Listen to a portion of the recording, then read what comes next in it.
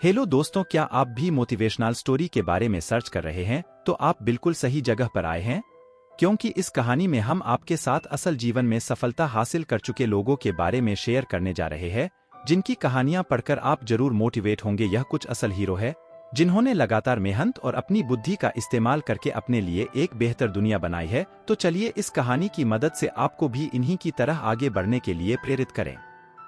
आखिर कैसे Coca Cola ने भारत के ग्रामीण क्षेत्र को अपने मार्केटिंग स्ट्रेटजी के बदौलत किया कैप्चर, और अब यही ग्रामीण क्षेत्र पूरे कोका कोला के प्रॉफिट में करीब 38% का योगदान देते हैं। तो चलिए जानते हैं आखिर कोका कोला ने यह किया कैसे और उनके सामने कौन कौन सी मुश्किलें आईं और कोका कोला इससे कैसे बाहर आई।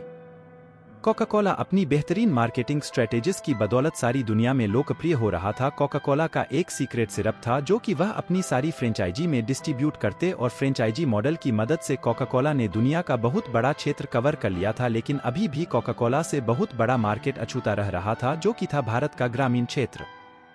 अब इसके 2-3 कारण थे। सबसे पहला था अवेलेबिलिटी। ग्रामीण क्षेत्रों में छोटी छोटी दुकानें थी और बिजली की भी काफी समस्या थी, जिसकी वजह से कोई भी दुकानदार फ्रिज नहीं रख सकता था। इसलिए दुकानदार बड़े अमाउंट में कोका कोला का स्टॉक नहीं रखते थे। कोका कोला ने इस परेशानी को सॉल्व करने के लिए ऐसे दुकानदारों को फ्रीज देना शुरू कर दिया जो कि कोका कोला की ब्रांडिंग के साथ था। अब दुकानदार आराम से कोका कोला का काफी सारा स्टॉक कर सकते थे।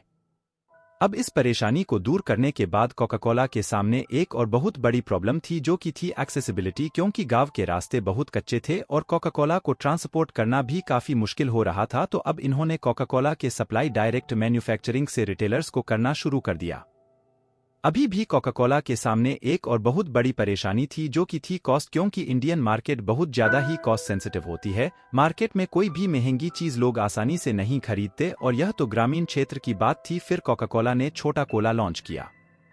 इसमें उन्होंने कोका कोला की क्वांटिटी को कम कर दिया और प्राइस को 10 रुपये से 5 रुपये कर दिया। फिर इन्होंने इसकी बहुत ज्यादा मार्केटिंग की। मार्केटिंग ऑनलाइन और ऑफलाइन दोनों तरीकों से हो रही थी। गांव में बहुत बड़े बड़े बैनर बनवा दिए और दीवारों में कोका कोला की ब्रांडिंग की पेंटिंग करवा ली, जिसने लोगों का बहुत ध्यान केंद्रित किया। लोग अब कोका कोला पर विश्वास जताने लग गए।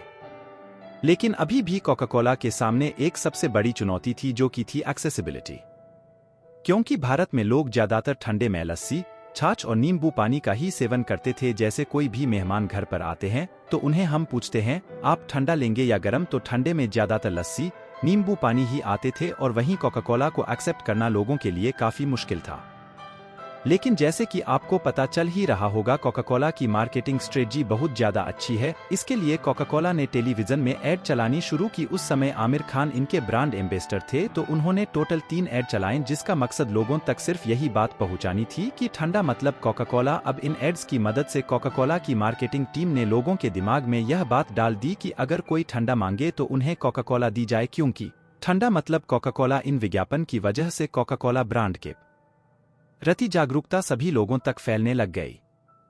फिर इन सभी स्ट्रैटेजी से कोका कोला ने 2001 में 80,000 गांव को कवर किया, और वही 2003 में यह आंकड़ा बढ़कर 1,60,000 हो गया। मतलब कि कोका कोला ने सिर्फ 2 ही सालों में दुगना बिजनेस किया। तो दोस्तों, यह थी कोका कोला की मार्केटिंग स्ट्रेटजी, जिसकी मदद से बाहर का ब्रांड होने के बावजूद भी इंडिया का ग्रामीण क्षेत्र बहुत अच्छे से कैप्चर किया। और ग्रामीण ही क्या, शहरी क्षेत्र भी कोका कोला की दीवानी है और भर भर कर इसे प्यार देती है। तो दोस्तों, हमारी ये रियल मोटिवेशन स्टोरी कैसी लगी? हमारे चैनल को सब्सक्राइब जरूर कर ले। धन्यवाद।